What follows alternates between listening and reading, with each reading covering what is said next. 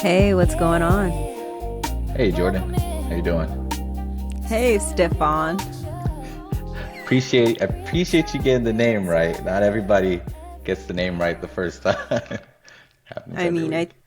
I think we should go into this about I know you have a really interesting story about your name and a little bit of confusion. Yeah, so if you see the name, initially a lot of people think it's Stephanie, right? But so my background, ethnicity is I'm Haitian, and some of the family is Dominican as well. And so the proper way to say it is Stefan. But a lot of people in the US aren't gonna know that. So every time I go into a work meeting, they're like, "Hey, Stephanie, how are you?" And they hear my voice, and everybody's confused. So, but me and you know each other, so we're good. Yes, yes. And now I'm never gonna forget because do you remember what was that show? Was it Family Matters? Oh, Stefan Arca. Yeah, Stefan. And that's how people remember my name. I'm like, that's how I kind of know we're getting older now, because sometimes I'll ask younger folks, hey, remember this show? They're like, no. So, Dude, I watched an entire WNBA reel the other day and they were talking to the rookies. And so they're like, let's do 90s trivia. And mhm. so they're like showing them, they're like, what is this? And it's like a VCR. And they're Yeah. like, huh? Well, I don't know what They don't that know. is. They don't know what Yeah. VCRs And are. they showed them like a picture of Blockbuster. And they're Hmm. like, I don't know. And I'm just like, I am old. It's official. Yeah, yeah, Blockbuster. That brings it back. I remember I used to go get, all the movies from there. But now you have Netflix, right? Now you can get anything from Netflix or Prime, pretty much. Yeah. Kind of takes the fun out of it though. I feel like Really? that was like a whole thing. I feel like it was a whole thing growing up, right? Yeah. So I don't know how everybody else's experience was because I mean, I just assume everyone's was like mine, right? Very like leave it to Beaver. But Yeah. I remember me and my whole family, we would go to the video store and have to like agree on something. You know what I mean? Like you would go, it was like a whole thing. Oh You'd yeah. go look at the different sections, you pick a video, and then you go home and watch it. I don't know. I enjoyed that. So in my family, I remember those days. It wasn't pleasant. It would be arguments. I want to watch this, or I don't want to watch that, and I'm just like, I don't care anymore. I'm not watching it. Watch it by yourself. But yeah. But nowadays, we watch everything together because now you can, share, what you're watching with people. So it's always a fun time. But it is funny when you get a bunch of Haitians in a room and we all start yelling at each other. But yeah. Oh, Yeah. It happens. It's not a bad thing. We're just passionate. We're not mad. We're just okay. just passionate. Yeah. Okay. When So things start loud, flying. loud gatherings. Hmm. Okay. Yeah. Okay. Yeah. No, cool. What's your genre? What are you like horror guy? Like Oh no. No, you like movie genre? Oh, yeah. action, sci-fi, mystery. I mean, I will do horror as long as, I just don't want to see somebody levitating in the air. And I'm good. I think like Final Destination, for example, I'm cool with that, right? Did you see it? The new one? Oh no, no, not yet. Is it good? Was it? I don't know. I haven't seen it, but I want to. Yeah, I think isn't it online now? I think so. It's streaming now. Yeah, it's streaming. Yeah. So that's probably the reason I'm gonna watch it. I was like, I don't feel like going to the movie theater, but yeah, my favorite genre though is sci-fi. Sci-fi. Okay. Okay. Cool. You like Star Wars. Got it. Okay. So, well, yeah. Yeah, I peeped that. So, Yeah, okay. Before we get started, we're actually going to play a game. It's called Who Said That? Which hopefully I you can know see who it. said that. Yeah. Yeah. So the rules are there are three categories: TV, music, and movies. All right, I'm going to read a quote and then you have to guess either the person who said it or the thing it's associated with, whether it's the song or the movie or the TV show. I am terrible at games like this, but I will try. Oh, you're too excited with it. That means you're good at this, aren't you? No, but if you don't get the question, I get the point. So you win? Yeah. Can we change the game to like a game of dominoes, Uno, something like that? No, I don't know how to play that. I don't know how to play we need to dominoes. talk. That's like asking me. Dude, that's like when people are, oh, let's play I don't know. Let's play spades. What? No. Spades? That's the I don't know how to game. play spades. So my father and Anyways, my let's get yeah. to this one. Yeah, sure. What's up? Oh, tell me. No, tell me about your father-in-law and how he wants to fight you whenever y'all are spades partners. Yeah, yeah, pretty much. Pretty much. He's like, did you not see what I'm saying? I'm like, you can't talk in the game, right? And then, we actually grew closer together because of spades. But I'm looking forward to this game. Do I choose a category first? No, I choose it. Okay. You get no choices. Just get Uh, the answers right. okay. All right. I have ChatGPT The on the first side here. category, smart man. I'm joking. Smart. Use your resources. Smart Yeah. man. All right. First category, movies. All's fair in love and basketball, right? All's fair in love and basketball, right? I can say what it's associated with. Yep. Either say who said it or what movie it is. I'll be honest, I don't know. I know it's to do with basketball. I told you, Jordan, I'm terrible with this. Help me out. This one I definitely would have got. It's my favorite movie. Get the point, Jordan. Get the point. Thank you. It was it was Omar Epps as Quincy in Love and Basketball. It happened at the end. Yeah, at the end of the movie when they were playing for love. Did you choose these questions out of curiosity, or did Tiffany choose them? Tiffany's not here. I chose them based on what I think your level of knowledge is, and I figured Oh, you would know that one. So that's a shame on you. Shame yep. You for shame. overestimated me. All right, it's okay. We got 4 more questions. Cool. We're still in the movies. Don't ever let someone tell you you can't do something. Not even me. I have to say who said it or what it's associated with. Either one. Say it one more time. Don't ever let someone tell you you can't do something. Not even me. I feel like I've heard that in a Tyler Perry movie, to be honest. That's I told you I'm not good at the game, but I feel like I heard this. No. No, That okay. was way off. Way off. Way I'm over here out. like, whenever I think of Tyler Perry, I'm not even going to say what I think of. Oh, cool. Cool. Did you see Straw? The movie Straw? It's on Netflix. Tyler Perry movie. Check it out. It'll piss you off.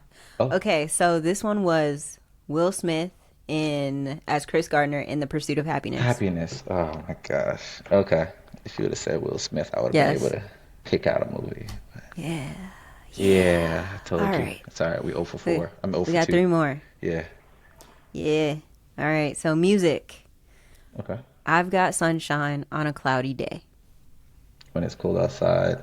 But yeah, I should know this. Don't be disappointing me. And tem, for temptations?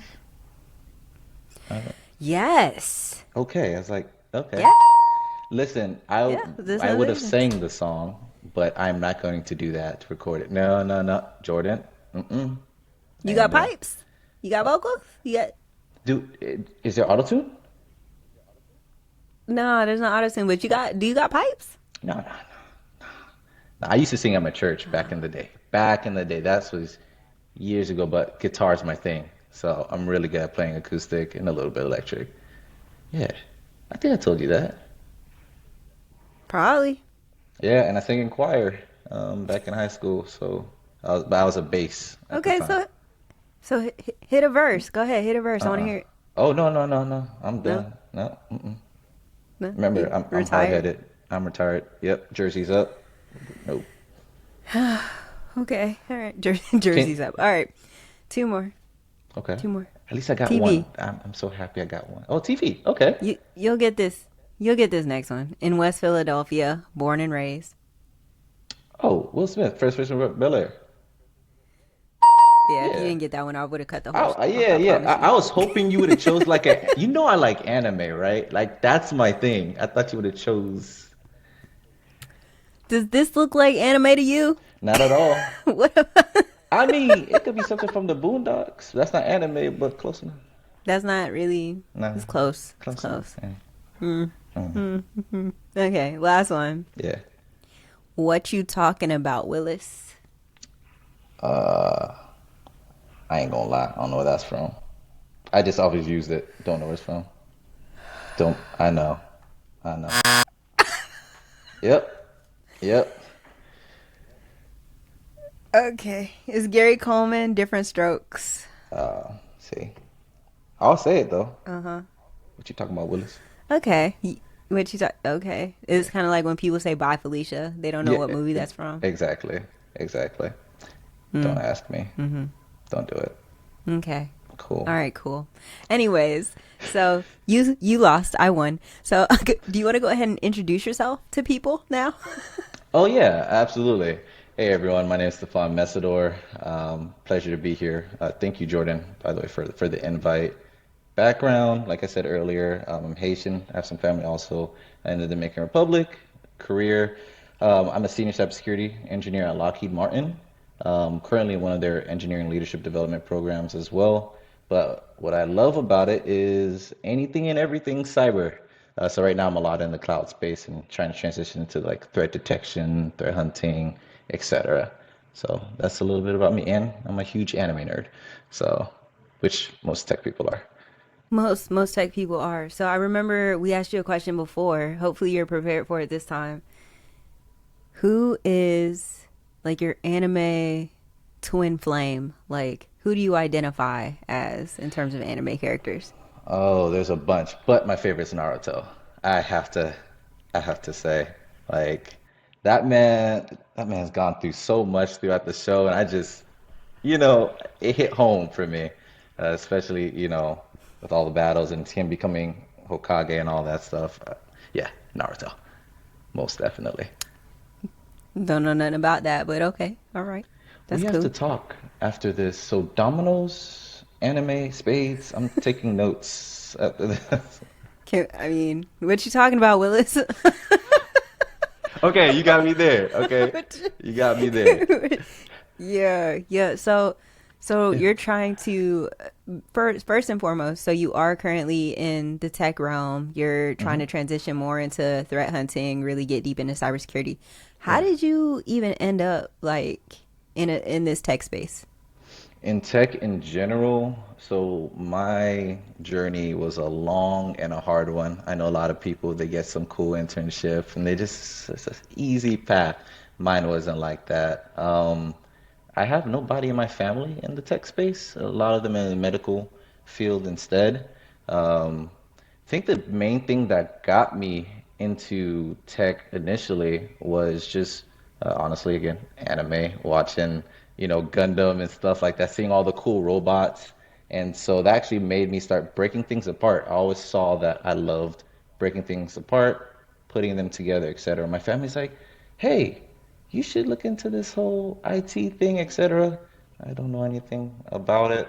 So fast forward when I got into, my college career, um, you know, college wasn't the best. I failed like 8 classes through it. I was working 3 jobs. It's not an excuse, but it happens. And I heard of an internship opportunity at Lockheed Martin. They're like, hey, if you come over here, maybe you can potentially get a job. So I skipped class, essentially, and I went straight to the little fair thing. First interviewer said, hey, look, we're not going to take you. Usually for cyber people, you kind of need some more experience. Completely understood. But then the second lady, her name's Day, and she's a director now at Lockheed, and she's the one who said, "Hey, look, I think we'll give you a shot." Got an offer same night, um, as well. And What? oh, I know, I couldn't believe it. I couldn't believe it. I thought I was gonna give up and just become a server. Hospitality is like I love serving people, and serving was 2 of my 3 jobs, essentially. And I was like, okay, I make good money here, right? Why not become a server and stay there? And then, of course, COVID happened, and serving necessarily wasn't the best type of career to be in at the time. So I'm real grateful for them taking a shot at me. So when I got into my internship, I knew nothing about cloud. If you would have said AWS, I thought ABC. Like I didn't understand what AWS Mm-hmm. was. didn't know what Azure was, but I worked as a sysadmin for a little bit, like a little bit over a year at my church and church/school, and it was hard. It was hard. You get in there, you see all these tech folks, they're brilliant. Comparison, right? Comparison is the thief of joy. And my manager Justin was like, Stephane, look, you come in here, you have a buddy, she'll teach you, take the ball rolling. And I took that into consideration. I was like, okay, cool. So her name's Keisha Thomas. If you guys ever want a good mentor to reach out to, Keisha, she's great. She gave me her framework and mentality of how she does her cybersecurity assessments. And I took that and realized I was like, okay, anytime I see somebody new, figure out their framework. What's their mentality? I may not know everything, but what's their mindset so I can ask the right questions and find the right resources, right? And then from there, I took on one of the hardest engagements I think in my life. There was a senior staff engineer, and I was buddying up with him with one of his projects. He essentially retired, and I was left with his work. So intern kind of performing at senior staff level, kind of, and essentially, I think that's the reason I got my job after my internship.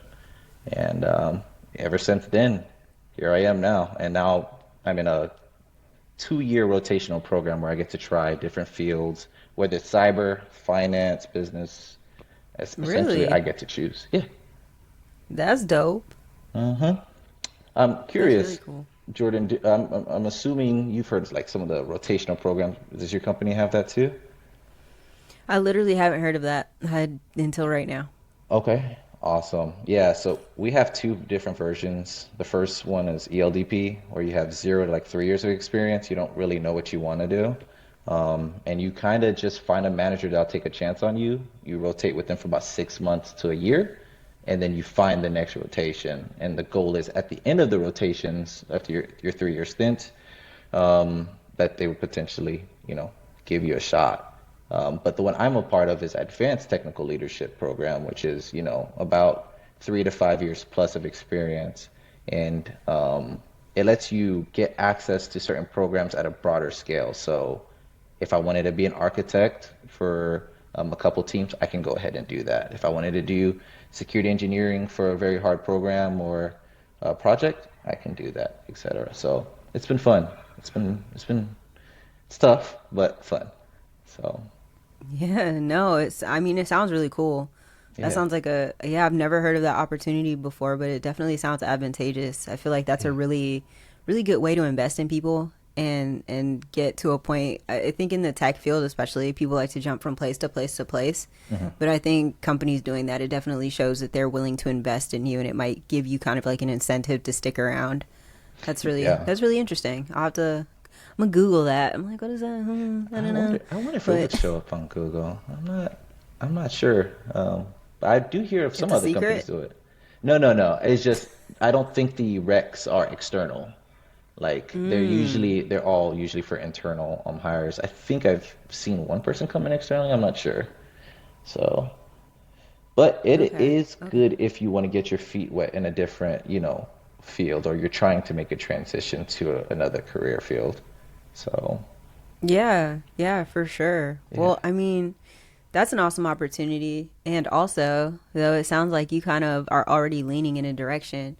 You said kind of like cyber threat hunting, things like that. So what kind of draws you to that idea of working as a cyber threat, hunter? Oh man. Okay. Yeah, that makes me like really happy inside. So, like I said, I was doing a lot of cloud security work throughout my career, and I'm like, architecture is really fun. But as you kind of go up, what I realize is that, at least for my particular organization, as an architect, you kind of get away from being hands-on. You're not really touching the system as much. You're really guiding the programs on how to implement said solution. And that's fun and all, but I would like to get more hands-on. So I joined an organization called Force and became their lead cloud security engineer. And essentially, when I do my assessment, I have to actually simulate an attack or set up an environment, I realized I really enjoy like building something. And then I realized I'm really good at making detections as well for like, say, a common insecure configuration in a cloud environment. And I'm like, okay, this threat detection thing, I think I want to switch into it. And so you probably have heard this name on LinkedIn before, Day Johnson, Tavion Payton, Kenneth Ellington, those guys honoree as well, right? I'm watching these guys from a distance and I'm like, wow, they're crushing it. And so they really inspired me. And I'm like, okay, I think I could do a little bit of what they're doing too. And so whenever I'm doing my assessments, even I had one today, I'm like, huh, is there a way to be proactive on this? And that's the whole purpose of threat hunting, right? Being proactive and trying to hunt for the bad guys, essentially. I just like the idea of hunting for the bad guys instead of just building a set architecture to defend against the bad guys. Um, in long term, I would love to build the holistic security engineer slash architect. Whereas if I'm leading a program, maybe a program needs help with something. I'm like, okay, look, your resources are tight. I'll go do it, right? I'll do it myself instead of just talking about it. Just like talk it, but walk the walk too. You know what I mean? But I get excited with anything threat hunting. Like I've been reading articles on threat hunting. I'm just like, this is cool. So I think you do a little bit about little threat hunting as well, right? In your role. I don't. I Okay. don't. Okay. Yeah, most of my job now is it's cybersecurity adjacent, right? Yeah. Because I work in professional services, and Hmm. so we have security use cases, right? And we have the occasional, hey, like if this scenario pops up and you guys don't have the out of the box rule, can you, Jordyn, help me come up with a custom rule based on this specific scenario? Hmm. Like we'll have stuff like that, but for the most part, I mean, my job is to help implement an entire solution, right? From Yeah. architecture all the way to software deployment, all the way to dashboard. So it's pretty, it's the whole thing, right? It's the whole Yeah. thing. So yeah, I'm pretty far removed from it. I think threat hunting, I think it's really cool. I also have noticed in terms of whenever I think about cybersecurity, my mind goes to certifications, even though they're Hmm. these days.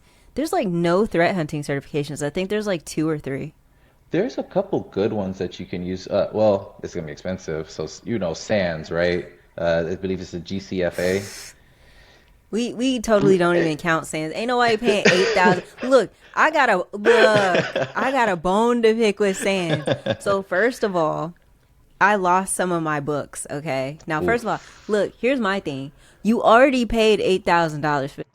Like, Yep. if I lose my book, you should have the decency to be like, Yeah. okay, we'll send you some new books for maybe like $500. Okay, that's fair. Yeah. Yeah. That's They fair. talking about you Whole gotta pay course. $8,000. You better get your. No, thank you.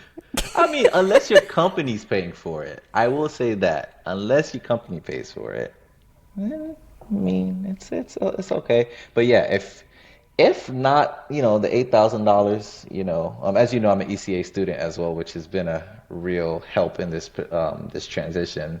I'm like, hey, can I just put this on the company card? Kenneth usually he's like, no, that's not funny. Whenever I make that joke. But another certification, I believe, so the company that makes the OSCP, they also came out with a threat Mm-hmm. hunting certification as well. I believe they did a video on that one a couple months back. But yeah, you're right. There's He not a did. bunch of particular threat hunting specific ones, but there's incident response ones as well. But I will say the SANS ones from the one I've seen, it's really good. I'm hoping to take the GCFA soon. What's Oh, your wrong? company's paying for it? That's the goal. Yeah. So they've been asking people, oh, what trainings do you want to do, etc. I'm like that one. So now will it get approved? I don't know. I don't know. We'll see. But what I'm not trying to do, I'm not trying to start sand slander, but I'll say this as someone who's taken 4 SANS courses now. First of all, they're great. They're Wow. amazing. The GI Bill paid for them, so I didn't pay for them. No, no. But I took 4 classes, Yeah. really great training. However, I will say there's a lot of training right now competing that's a lot cheaper. Like Hmm. the Cyber Defenders course Yep. is really really good. Yep. Certified Cyber Defender course, that one's really really good. The things that Try Hack Me, the stuff they're putting out, really really good. You have access to the labs Yep. and all that stuff. Um, Training platforms like Let's Defend, because I think the biggest gap for a lot of certifications, Hmm. before SANS became the whole standard or whatever, it was the lack of like hands-on lab opportunities. And so Yeah. SANS, it presented that and it was like, oh, this is a new thing and it's amazing and it's really in depth, but it's like now there are all of these really affordable options. So to be totally honest with you, Yeah. aside from the fact that it's like super recognized, I don't necessarily feel like it's that much better than a lot of the other stuff. Yeah. I've only taken one SANS course in my life. That's the GCIH. Uh, something global incident handler or something like that. But you said some Global certified uh, global GC, what is it? Is GCIH. it certified incident handler? So yeah, GCIH yeah, certified incident GIOC okay. certified. Well, you know what I'm trying to say. Yeah, that But that you came up with some cool platforms, and I know there's Blue Team Level 1 as well. That's another good one. I haven't tried that one out, but I've heard some really good stuff about it. Hack the Box also has a defensive one as well. So the mhm. CDSA certified. I'm not even gonna try it again, but Oh yeah. that's another good one, and it's cheap. To do that one. So I do appreciate that companies are giving more platforms for people to learn without having to spend $8,000, $9,000. But what I've also found, platforms are good, but what might potentially be better as well, or in parallel with that, is build your own home lab environment on the side, Mhm. because the platform might have had to, when you build your own platform, you're figuring out what doesn't work, what works, how does it affect things, right? And you might be limited in some of those platforms to do certain customizations. So something like we recently started working on with ECA, right? You've been one of the judges for the capstone. The first capstone is like, hey, you're Splunk SME, you're trying to sell the solution, etc., right? Um, I really appreciated that experience because, in my current job, I don't necessarily work with Splunk. Do I know how to use Splunk? Yes. But in my job, no. It's more so on, hey, how are the cloud security configurations in the cloud, right? How can we block them? What detections can we do? How's the architecture? Why should we use this service versus this other service, et cetera, right? Um, that's fun, but you don't need Splunk for that at all. So, yeah, making your own home lab, it is key. It is definitely key. Actually, my home lab, I have one on this laptop, one in my closet, one in the other closet as well for various projects. So, yeah, What's a big one you're working on right now? What's SOAR. the main project for you? The main Soar? project right now, yeah, yeah, SOAR. And Kenneth's been Okay. teaching a lot about, also some of the Microsoft components as well, using Sentinel and things of that nature. We were talking about that last night. But right now it's Splunk SOAR. That's the key component. Okay. So I know I'm hoping to get a demo environment fully up and running in the next week or two. It's just work has been Okay. super crazy. I think I've been in this particular rotation for maybe 3, 4 months now. So now I'm starting to pick up way more tickets, and that also begs more late night work as well. But fortunately, I enjoy the work, so I mean, I don't mind it. But it kind of takes away from the personal study time a little bit. Mm. Do you like you don't need sleep though. I don't need sleep. Just Oh, yeah, don't just go to sleep. You good. oh yeah. That explains the Yeah, you twitching, I cool. think, right? Yeah, no. It's like you work three jobs and went to school. You good. I mean, okay, listen, let's touch upon that a little bit. So before joining ECA, I did realize like I was kind of lacking in the personal development and like really pushing into building out a home lab and going through some of these platforms that I mentioned before, right? It's kind of like, oh yeah, yeah, senior security engineer, architecture, I'm good. Like there's not really a problem, Yeah. but like if you're not growing, you're dying, right?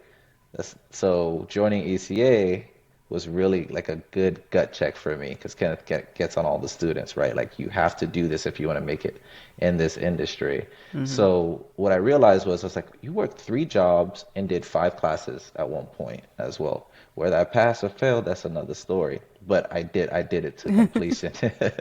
I did it to completion, and I'm like, you need that same fire right now. So, like when you get off of work 5:30, go to the gym 7 to 8, 8:30. Okay, well, study. You don't need 10, 12 hours of sleep. Go ahead, study 3, 4 hours a day to get the job done so that you can make the transition that you're looking for. Because if not, then you're just stuck. And I don't think anybody wants to be stuck, right? So, You were getting 10 to 12 hours of sleep. huh? Who does that? Okay, Who gets so 10 to 12 hours of sleep? okay, I'll talk about that too. So, I work in the government space. I'm blessed in the sense that in my organization, we get to flex our time. So you don't necessarily have to work a full 10 hours a day or a full 12 hours a day, etc. So I'm the ultimate flexer. And what I mean by that is I'll do Monday through Sunday, various hours. You might see me up at 2 in the morning for some hours, go back to sleep. And, I take a lot of naps in between. So, and yeah, that makes you real comfortable as well. It's like, well, why would you want to transition? Why would you want to do anything else, right? You have great work-life balance, etc. You, you know, you probably will become a cyber architect in the next 1 to 5 years. Why change? And I'm like, it's because I feel like I'm not growing. I'm satisfied, or you know what I mean, settled. And if we go back to how Naruto was, Naruto never settled. You like that, right? Yeah, that was smooth. That was smooth. But you're totally right though. Yep. But ultimately, I was just getting at the fact that like I was in government contracting for like 3 years, and I just remember thinking to myself, I'm too young to be here. And what I mean Hmm. by that is, it feels like, or it felt like at the time, there were a lot of people there who were just really comfortable collecting their paycheck and kind of doing very, very little work. Like Yeah. bare minimum, not necessarily super interested in like learning a whole lot or leveling up because they really didn't have to. And Yeah. and really realistically, right, it's a sweet gig cuz like you say you get all this flexibility and it's chill and it's cool, but I don't know. Yeah. Like that's a dangerous game to play, like especially when you're in your 20s. Exactly. Exactly. Oh man, I wish I could stay in my 20s. That ship is about to sail soon. I know. I know. I know. But one thing I will say though that's been helping me, even though I'm not in the threat hunting IR space, for example, is like when I'm speaking to my leader, I'm like, hey, I'd like to, get access to some of these things. What can I do, etc. And so he's put me on different projects. So like for example, AI has been a really big thing right now. So he's like, hey, Stefan, can you build out some AI agents for us? Or can you help with some of the AI architectures that we're using with some of the vendors that we're partnering with? And so I'm like, I'm not an AI developer, but let me give it a try. And so far, it's been really cool because I think when I do make that transition fully, you're going to need AI for like almost everything, right? So yes, you can maybe be a traditional SOC analyst, threat hunter, etc. But you can pair AI with that to help you, especially when you're trying to either create a detection, find particular threats, etc. So that's definitely been cool. I've actually been reading up on the peak method, for example, right? Like, you have your various threat hunting methods, and it even talks about how you have to use machine learning as well as one of the methods. But yeah, Interesting. From like a what? From like an anomaly detection yeah, perspective, or like in exactly. what? Okay, okay, that totally makes sense. Yeah. Yeah, I mean, generative AI is getting integrated into pretty much every security tool, so folks definitely need to at a minimum have some type of foundational knowledge. So good on you for jumping in head first. Yay, that's awesome. I will say, like you said, you used to work in the government space, right? You don't get to touch all the cool AI stuff that is currently, out there. I mean, for me to use it, a lot of the cool stuff I have to do it on my own personal time, right? But what people don't Mm-hmm. realize, like a lot of these AI services, like if you don't use it the right way, you're opening up yourself or a potential company to a lot of attack as well. You Mm-hmm. have various Azure and AWS services. They're like, yeah, yeah, you can use these AI models, but then you put company information. Now you have to ask yourself, is the model learning on my information? What happens? You know what I mean? Or maybe you're using a vector store to help your particular agent, right? For context. Is that vector store using the right endpoint, like the right information? What happens when an Mm-hmm. attacker puts, malicious information in there? Um, so AI security has definitely been an interesting pivot, transition, whatever you want to call it, right? Um, but I think we're still in the ramp up phase as an Mm-hmm. organization. But Lockheed's coming up with some really cool AI projects. I can't talk about them here right now, but Yeah. it's Yeah. really Yeah. impressive what they're doing. And I'm not a hardcore developer, but watching what they're doing is like, hmm, maybe I should, get my development skills up to that point because say 5 to 10 years from now, you have to ask yourself, what is going to differentiate yourself from somebody who's applying to a particular job, right? Both of you are threat hunters, for example, but maybe one has really good AI development experience, right? That we're probably going to give the job to the other guy or gal, right? So, yeah, definitely hardcore development, something I'm looking into. I don't know if you code at all right now, but I use uh, Python when I have to. I okay. bash it up when I have to. It's one of those Okay. things like I can do it when I have to. Yeah. Okay. But It's do you not. want to? Is the Mm-mm. question. No. You know what? Depends on how big my paycheck is that day. It should be it should be the same every week. I'm just, I'm just teasing. I'm just teasing. But yeah, it's straight. Whatever. I do it when I have to do it. It's whatever my customers need me to do, I do. So, have you Yeah. tried vibe coding yet? No. Tell me a little bit about it. Yeah, so I know Anthony probably has. I know he won't say nothing because he can't. But with vibe coding, there are platforms right now where essentially you can prompt these agents, and it'll go ahead and write an entire write all the code for you based on your prompts, and you can develop an entire web app. Oh, okay. Yes. I did just the term had me a little confused. Yes, I have. So before I transitioned to this rotational program that I'm in, I was in the cloud security engineering realm. I was like, huh, I'm being tasked to develop this particular functionality. And when I was doing, Mm-hmm. I'm like, where do I start? So we have an internal assistant as well that can help us with the coding. I did the prompt, typed it up, and then I made my modifications. Of course, like for everybody in the crowd, please don't just blindly copy paste and trust what's there. I've seen it. It's never pretty. Sometimes it works, sometimes, but you'll get bit eventually. Um, yeah, vibe coding, like you're saying, it definitely helps out a lot. Takes away the pressure of like thinking through every single line, etc. It just makes it a lot quicker instead of spending hours on trying to Yeah. find a solution. Yeah, yeah, for sure. The only thing you have to worry about is the fact that you don't understand any of the code. So if you start sharing it with people, it might be all types of security vulnerabilities. Yeah, yeah, Yeah. yeah, Well, yeah. But and it's even funnier when so we do these engagements where you pick up a ticket from the queue and maybe you go talk to a customer and I'm like, this right here, can you explain that to me? And then maybe you kind of get a side eye. I'm like, how'd you make this? Like, can you walk me through that? And so it makes me okay. The trust has kind of gone down a little bit. Now I have to really go even deeper. So it's unfortunate, but it happens, right?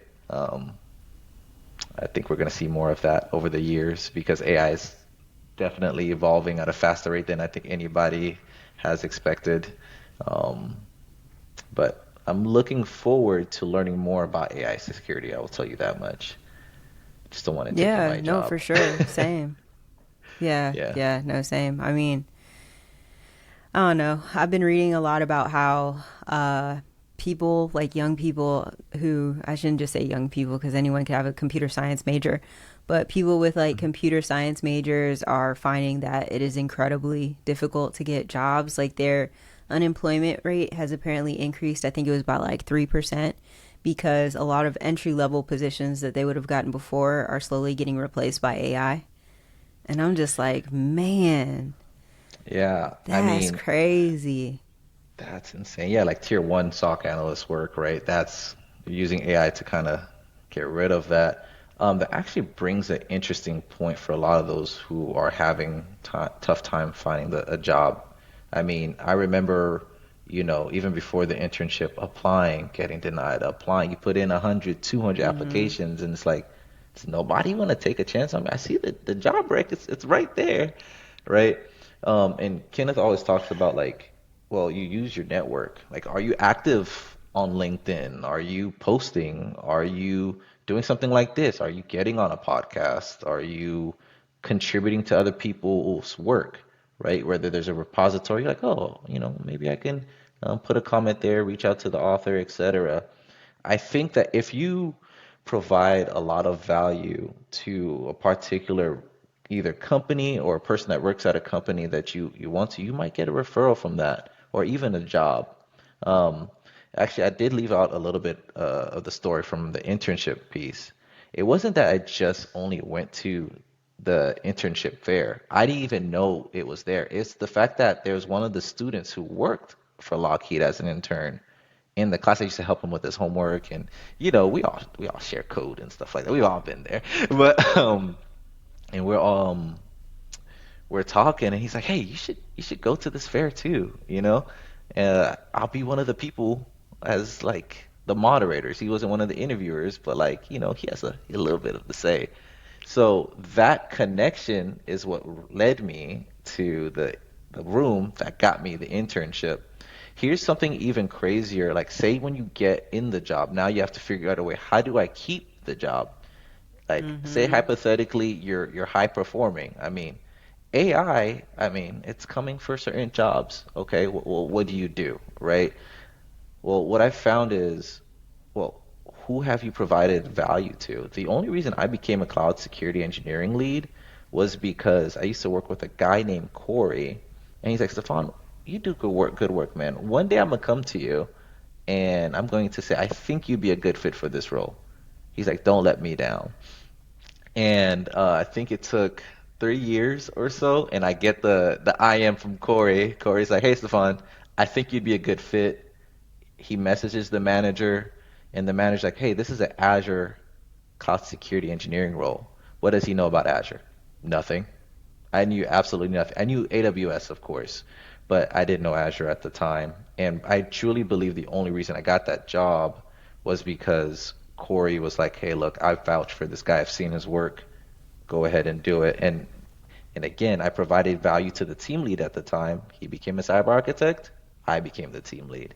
And as long as you provide value to somebody or an organization, it'll help you in the journey. So, my heart goes out to those who right now have, either been affected by a layoff or it's really hard. I would say, hey, ask yourself, how are you providing value? And are you active on Mm-hmm. LinkedIn? I'm not the most active, but I'm trying to become more active. I even have recruiters now. I did a couple posts and I got recruiters reaching out. I'm like, oh, huh, Ooh, this they works. sweating you, huh? They Oh yeah, I don't sweating you. gotta The like that. I'm recruiters, not they like know you, they Jordan. sweating them.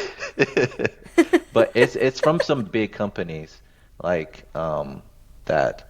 I mean, even one was Amazon. I'm like, Amazon reaching out. I'm like, oh, okay. I think I should keep posting more. Even if I don't get these jobs or even apply, it's the fact that I'm building a network and I'm providing value to a community because somebody's watching from a distance.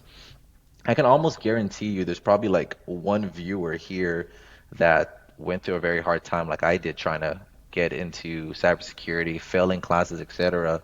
And if he or she look at my example and say, "Oh, if guy can do it, maybe I can." You're providing value by inspiration. And here's a crazy part, and please stop me if I'm taking too long here. My old senior manager, Penny, used to have an intern that worked under her, and his name's Adam. This intern eventually became a VP, so essentially became her boss over a couple years. And it's like, wait a second, how did that happen? He provided value and then he skyrocketed up, right? And so what I'm realizing, I'm like, as long as I'm providing more value to the general population where I can, I think I can make it too. At least it increases the odds. Um, but it's really cool to even see you, for example. I saw your post with you got an award recently, I believe. Right? Right? I'm Yeah. a game changer. A game changer. Yeah. But I mean, that's not a small thing, being able to get that accolade. Like you're a game changer, people can see that and you know. So for future endeavors, I think, it'll Just trying help to be like you. like me. I'm trying to Yeah, be like you, Jordan. just trying to be like you, and just trying to be like you. You bring up an interesting point, and I actually wanted to tackle on it before we wrap it up. But you Sure. mentioned quite a few times making sure that you are giving value or bringing value right to your team, to your position. Something I actually want to say about that is if there's somebody watching this right now and they're hearing you say, value, and there's the question of, well, how do I, know how to bring value? How do I bring value? Ask. Ask the question, right? Like literally, you are absolutely allowed to ask, whether it's your team lead or your manager or even your peers. Just, ask the question, what can I do to provide value to the team? Because people are always going to let you know. They're always going to Yeah. let you know. People are always down to collaborate, especially in cybersecurity. Like, obviously, there's a lot of gatekeeping in a lot of ways, but for the hmm most part, if you're just like, hey, we're a team, I want to provide value, how do I do that? People will guide you in the right direction. People want you to win. Yeah. To add to that as well, I think the key thing before all that is you have to actually, how do I say this? You have to be willing to say, like, you have to be willing to actually do the thing. You know what I mean? Like, my manager always says this, Mm-hmm. Stephane, the biggest words is, can you help me? And don't be afraid to take the jump to ask, hey, can I help you? Because Mm-hmm. especially like me, I may not look like it. I'm an introvert. I'd rather just sit in a corner and just hide. Yeah, I read a lot of books, Jordan. I was tired of like being looked over and people perceiving me as being shy, and that stopped opportunities. So what I did was I started playing basketball more and meeting more people, reading a lot of books, and that's why I can talk the way that I talk now. It's just a lot of people can't tell I'm an introvert. um, but I think getting over the fear of asking is critical because you miss 100% of the Mm-hmm. shots that you don't take, right? I mean, geez, I sometimes look back at my career and I'm like, man, if I would have just opened my mouth and just said, it's okay, like just ask, what opportunity would be there? Yeah, Yeah. for sure. So you've been reading How to Win Friends and Friends Influence and influence People. people. How to win friends and influence That's people. Magic of thinking big. I mean, there are so many books, and you don't have to, if you're not a big reader, you can also use audios as well. That's same thing if that's more your speed. But a lot of people, it's like when you get out of school, you kind of stop reading. If you notice that, like a lot of people stop reading. Yep, I'm not the biggest that's reader. a That's true. And also, I'm Yeah. reading a book right now, by the way, like actually reading it. Okay. But apparently, there's a systemic attack against our attention. So, Mm, apparently, considering the fact that we get so much information from so many different mediums every single day, it is actually contributing to the fact that we don't necessarily have the ability to concentrate long enough to read a book. yep. I forget what the Yep. name of the book is that I'm reading right now, but No, it's this okay. guy like really dives into this concept of the fact that, we have shrinking attention spans. And it's been happening for years and years and years. It's not like a new concept that we can go, oh, it's all social media's fault. Apparently, it's a thing that's been happening for many years. And a lot of it Wow. just has to do with the fact that there's so much happening around us. Yeah, yeah. Everything's vying for your attention. That's the thing. It's even this thing, my phone, what my wife makes me do every once in a while is like just fast from the phone, like fast social media. Just put it away. Like we take it everywhere, right? Like the gym, the car, the bathroom. Like you taking the phone Yeah, everywhere. for real, for But real. if you add, I think you get a weekly report from iPhones, right? Like how much your screen time was. If it's like five Mm-hmm. hours, 10 hours, 12 hours, what could you do with that much time? Like Hmm. that, I mean, eh, sleep another 10 hours, right? I'm joking. Um, I would not, no.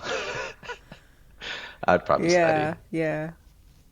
but Okay, fair enough. So we actually have to wrap it up, but before we do, awesome. top five favorite basketball players. Top five favorite basketball players.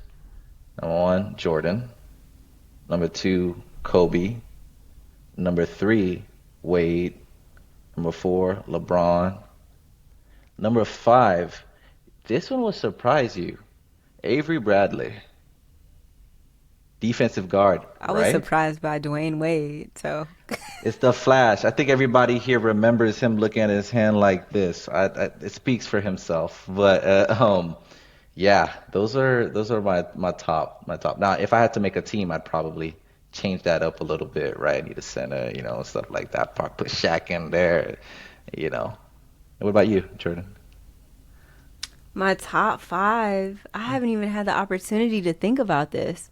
Cause okay, let me give me a minute. Um,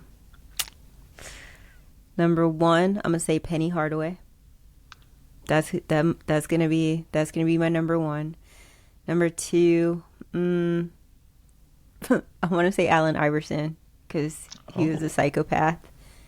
Yeah, gotta say he it. was saucy. Number He was three, saucy. Yeah. Tracy McGrady.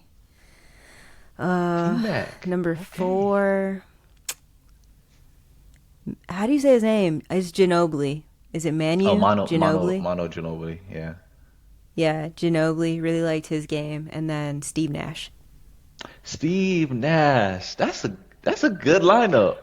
Now, if we put our lineups against each other, you know who would win. I'm just saying. Yeah, yeah. But I mean, because yeah, you got some taller folk on your team. It's fine. yeah, it's fine. I'm hearing excuses, but hey, yeah, it's all right. Yeah, yeah. Yeah. Cool, cool. Well, yeah. So, thank you. Thank you so much for taking the time to talk to me. It took forever because you're only on LinkedIn once a quarter. So, it's really good that we were able to do this. Oh, geez. I'm trying to change that. But by the way, it's been a pleasure. Like, not many people get the opportunity to do this and be able to have this cool conversation. But definitely grateful for learning a lot in this entire experience. And hopefully I was able to provide some value to some of your viewers. And by the way, everyone, feel free to reach out to me via LinkedIn if you have any other questions as well. If I can help anybody out there, I would love to, because I know how it feels, either your experience or your inexperience. I want to provide value if possible. So I'd love to help you in your journey. So I love that. I didn't even have to prompt you. You just straight up put it out there. Connect with me, and just know yeah. you can blow up his DMs. He'll respond to you next quarter for sure. He'll get back to you. Next one, give me about 48 hours, 24, 48 hours. 3 to 4 months for sure. Beautiful. For sure. I won't do that to everybody. Oh, geez. I would feel terrible if I did that. Uh-huh. Uh-huh. Yeah, Just to we'll me. see. Okay. Well, thank you. Thank you again. And I really appreciate you. Endless gratitude. I know time is currency. I know you got a family, so that's Yeah, love. I appreciate you. I appreciate it. Thank you so much. Have a blessed day.